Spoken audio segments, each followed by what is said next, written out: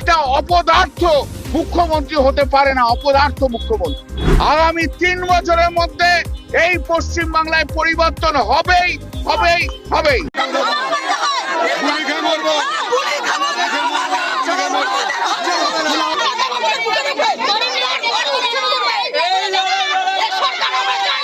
আশি বছর হয়ে গেল এখনো কেন হকারি করতে হচ্ছে, এইটা আগে কেন্দ্রের সরকার জবাব দেবে, তো তারপরে হকার উচ্ছেদ অন্য উচ্ছেদের কাজে নামবে।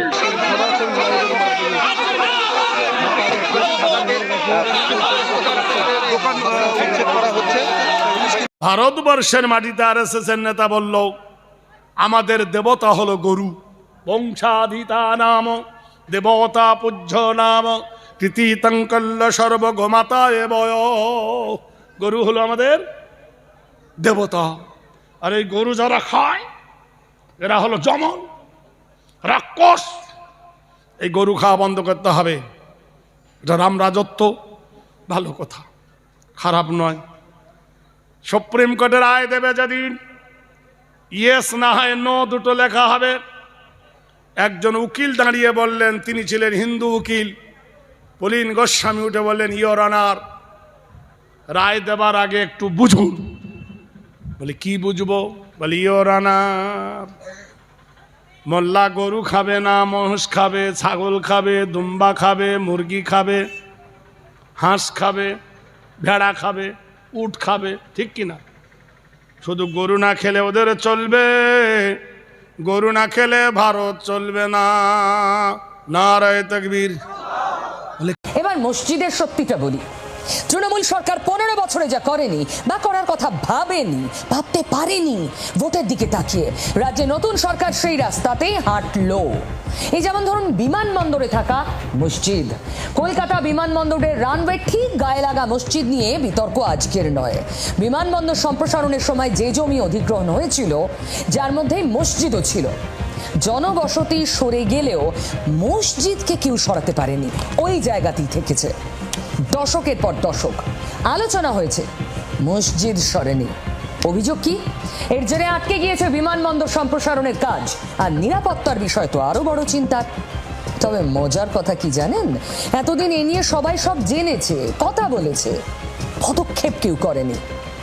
রাজ্যে পালা বদলের পর বিমানবন্দরের দ্বিতীয় রানওয়ের পাশে থাকা মসজিদ নিয়ে তৎপর সরকার। উত্তর 24 পরগনা জেলা প্রশাসন, বিমানবন্দর কর্তৃপক্ষ, জামিয়াতে উলেমায়ের নেতা সিদ্দিকুল্লাহ চৌধুরীকে নিয়ে বৈঠক। যদি ওখানে মুসলিমরা নিরাপদ না থাকে, এখানে তোমাদের যারা তারা নিরাপত্তা পাবে না বাংলাদেশে। হিন্দুত্ববাদী বিজেপি শুভেন্দু সন্ত্রাসী ক্ষমতায় আসার একদিনের মাথায় বুলডোজার দিয়ে গোশতের দোকানগুলোকে ভেঙে দিয়েছে, মসজিদের ভিতরে ঢোল তবলা বাজিয়েছে, সেজদারত মুসল্লির মাথায় পা দিয়েছে। আমরা তার তীব্র নিন্দা জানিয়েছি, প্রতিবাদ করেছি, আর আমি ব্যক্তিগতভাবে থ্রেট করেছি, যদি ওখানে মুসলিমরা নিরাপদ না থাকে, এখানে তোমাদের যারা তারা নিরাপত্তা পাবে না বাংলাদেশে। প্রিয় ভাইগণ, আমার এই বক্তব্যের একদিন পর ভারতের যত চ্যানেল, সব চ্যানেল আমার বিরুদ্ধে টক শো শুরু করছে, আর প্রকাশ্যে থ্রেট করছে আমাকে হত্যা করবে। আমি বলছি বাড়াবাড়ি করো না। দেখছেন না আমাদের বিজেপি এখন শক্ত হয়ে গেছে। এই জনসমুদ্রের পক্ষ থেকে বিজেপি বাংলাদেশ বর্ডার গার্ডকে বলবো, সারা জাতি আপনাদেরকে দোয়া দিচ্ছে, আপনাদের প্রশংসায় সারা দেশ পঞ্চমুখ। বিএসএফ এর সন্ত্রাসীদেরকে ভয় পাবেন না, যা পাবেন সমানে সব একাকার করে দিবেন।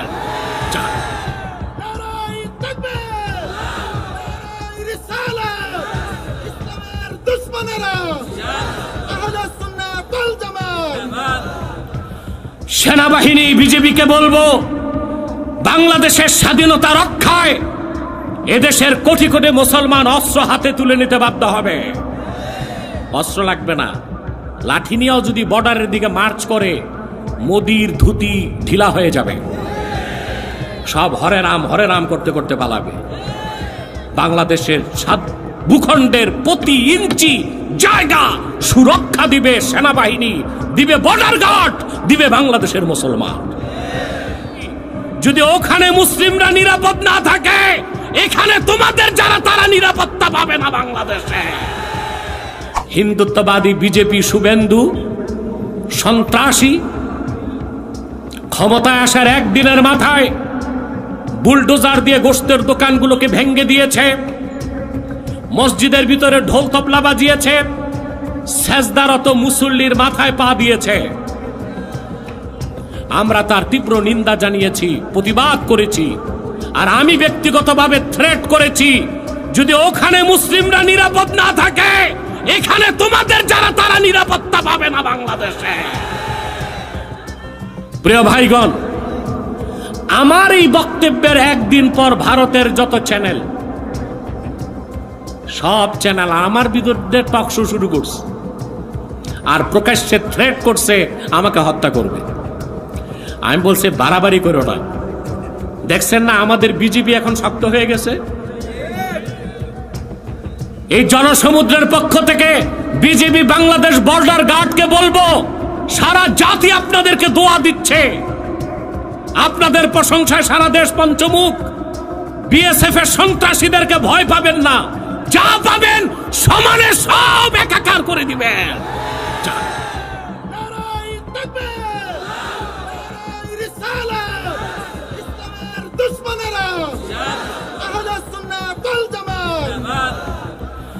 সেনাবাহিনী বিজেপিকে বলবো, বাংলাদেশের স্বাধীনতা রক্ষায় এদেশের কোটি কোটি মুসলমান অস্ত্র হাতে তুলে নিতে বাধ্য হবে। অস্ত্র লাগবে না, লাঠি নিয়েও যদি বর্ডারের দিকে মার্চ করে, মোদির ধুতি ঢিলা হয়ে যাবে, সব হরে রাম করতে করতে পালাবে। বাংলাদেশের ভূখণ্ডের প্রতি ইঞ্চি জায়গা সুরক্ষা দিবে সেনাবাহিনী, দিবে বর্ডার গার্ড, দিবে বাংলাদেশের মুসলমান।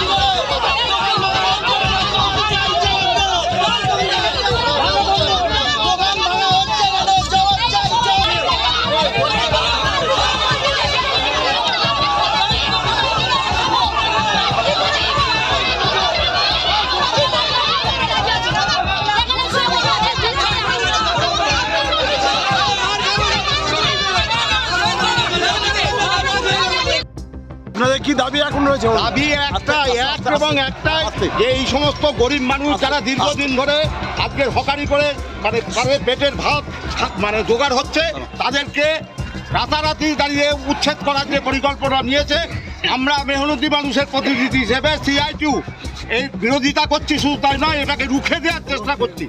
আপনারা কি চাইছেন এখন? আমরা চাইছি অবিলম্বে এটা বন্ধ হোক, 1 নম্বর। 2 নম্বর, হকারদের পুনর্বাসন দিতে হবে। 3 নম্বর, পরে আমরা আলোচনা করে রেল কর্তৃপক্ষ কি বলছে সেই সম্পর্কে আলোচনা করে আমরা সিদ্ধান্ত নেব। কি দাবি আপনার, কি দাবি? কারণটা কি? খেটে খাওয়া মানুষের কেন ভালো?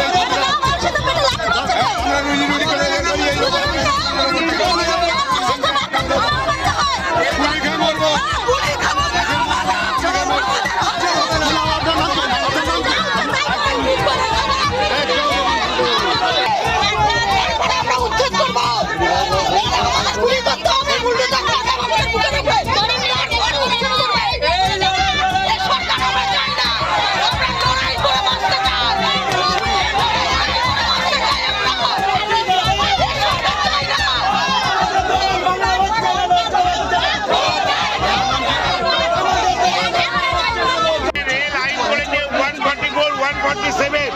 আমরা ভারতবর্ষে একজন নাগরিক হিসাবে আমরা একজন